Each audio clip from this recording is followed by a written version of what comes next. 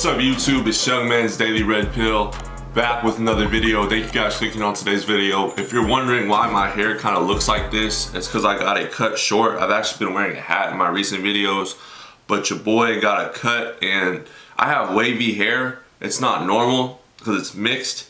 So yeah, that's why my hair looks like this. If it kind of looks off to you, hey, I got to deal with it for this video. I know it kind of looks like alfalfa, but we're just gonna go ahead and continue this video. Try to ignore it as best as you can.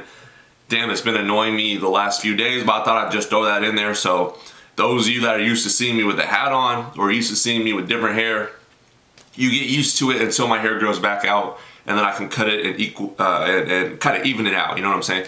Anyways, we got a very important video to talk about today, and it has to do with how we as men think feminism is something that really just affects us the most, and it's something that really just, it hurts men, and it killed marriage, it killed chivalry for us men, and the ability for us to build a strong, healthy relationship like our great-grandparents were, like maybe our grandparents or even our parents. I come from a broken family, so I have not experienced that firsthand. But there are families out there that have experienced that, and they see that and they think it's possible for them to do this as young men growing up. And they think there's gonna be that white picket fence with the golden retriever and the 2.5 kids. However, I must tell you that feminism destroys women much worse than men by far, all right? It absolutely destroys women's lives. Hear me out, hear me out. Women have a natural instinct in them since the beginning of time to serve a man and to please a man, okay? Now, there's debate on whether it's for evolutionary purposes in order for them to keep their survival and to be protected by men because they're not stronger than men, so they have to kind of manipulate and use certain aspects of their beauty and their looks and their fertility in order to kind of reel a man in and kind of equal out the playing fields. But what I started to notice is women in my generation and the millennials that came before me, I'm Gen Z, these women have decided to drink the feminine Kool-Aid that was poured to them by old post-wall feminists that are unattractive. And I mean hella unattractive.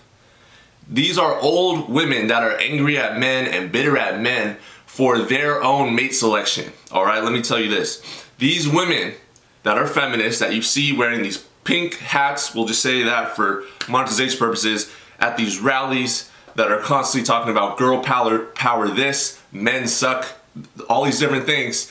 These women used to chase the bad boys. These women liked the bad boys when they were younger, and they could keep the bad boys for an extended period of time. But they never hopped off that bad boy carousel. All right, this is where the lie comes in. They never hopped off that carousel of constantly wanting to be with the bad boy.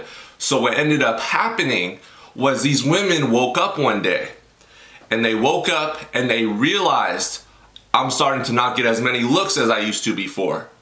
Guys aren't asking me out. Guys aren't approaching me. What happened? Why are men like this? Why are men evil? Men suck. All these different things that you hear. Because they don't realize that the clock already struck midnight on them. They don't realize that while they were sleeping with all the bad boys in college and before college and chasing after this one type of man they were attracted to for physicality and that animalistic instinct, they don't realize that that man's dealing with all other types of women, and he's just the alpha dude, all right? He's not gonna stick with just you, female. You don't provide him enough value, all right? You might be good for a few nights, for a few years, but as soon as you hit your peak, or as soon as he gets tired of you, that man is going to replace you. So what do when you get older, women that are like this? What you do is you tell women in my generation, Gen Z, you tell these women that men are evil. You tell women in my generation that men suck, and you don't need a man because all men are like that. And the biggest lie you tell these women is that they should not look appealing to men, all right?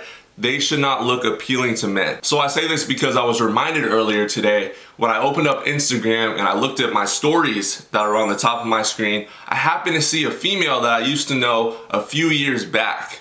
And she used to be pretty attractive, you know? She had good bone structure, she had her hair long, it was her natural color, she had big eyes, she didn't really wear a lot of makeup, she dressed pretty conservatively. But now that we're getting closer to election, what do I see her post? I see her posting things about Donald Trump, about women empowerment, about being a true feminine woman is not submitting to a man, yada, yada, yada. You get the gist. And guess what? She cut her hair off. She doesn't care about her appearance now. She dresses like a bum. And this is what truly F's women up in life, all right? This is exactly what destroys women. They think that because other older women that are out of the dating market tell them to dress down, to not appeal to men, to look appealing to men, to even take care of themselves, that it's okay to gain weight, it's okay to cut your hair, it's okay to not be submissive, it's okay to be loud, it's okay to get piercings and tattoos everywhere and color your hair all the different colors of the rainbow, like 6ix9ine, that they tell these young women to do the same. So what happens is, and I've talked about it with my guy friends, we used to think this girl was pretty moderately attractive, you know? She wasn't unattractive, she was a little bit better than average looking, but what she did was she has a buzz cut now. And she has more piercings. She doesn't really care about her appearance. She's not trying to appeal to men, all right? And what me and my homeboys were talking about is, damn, this chick wants the wall to come even faster to her. She wants the wall to come and smack her right in the face because she drank all this damn Kool-Aid from all these older women that are out of the dating market. So now she doesn't look appealing, and she's only 21 years old and she already doesn't look appealing because she doesn't care. She's been told not to look good for men. And what is the number one thing men value in women? It's their looks, it's their beauty, it's their fertility, okay? And what she's doing is she's getting rid of all of that. So at the end of the day, when we look at what's left of her, what she's transformed into, all of us, all the guy friends I was talking to, all my homeboys, we were looking at her like, damn, this chick used to be kind of attractive and now she's not, all right? Now she's really unattractive. If she didn't shave her hair, look like G.I. Jane, we would have probably thought she was still attractive. But she decided to shave her hair, she decided to be loud and outspoken, she decided to be a true feminist. And now guess what? The wall's gonna smack her at an earlier age because she drank the feminine Kool-Aid, which is gonna keep her single forever. She's gonna get dates and hookups, yes, but any type of long-term committed relationship from an alpha male or a high value man, a man that wants full submission, and a feminine woman with long hair that's not allowed, that's not gonna happen. That's not gonna happen.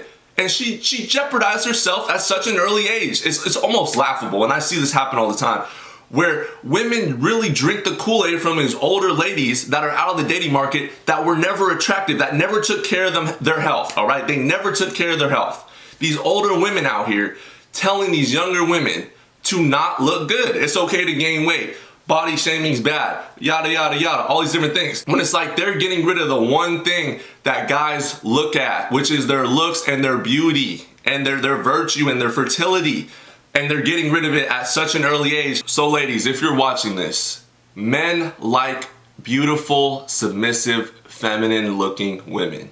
Do not shave your head bald, do not get piercings, do not get tattoos, do not get loud and smart with us. Do not be politically outspoken in any way. And guess what? It's okay to look beautiful for men. It's okay to submit to a man that deserves it, that earns it. Stop letting these older women try to tell you and whisper in your ear all this nonsense about being strong and independent. Those women are living miserable lives. They're by themselves in a freaking studio apartment with like 9 cats, buying cat food every week. I do Instacart on the side of this, and I always am delivering to these single older women that don't have any children, don't have any family, and they have still the same nasty little attitude, all right, that they used to have when they were in their 50s. Now they're in their 60s, they're in that boomer generation, but these are the women that are speaking all this BS into your ears, and you're gonna end up just like these ladies if you don't take the advice given on this channel and other channels in the manosphere, because we're trying to actually set you guys up to find a high value man, and if you become a part of his life for even a short period of time, you can potentially compliment that man if he allows you to. but he is in control, not you.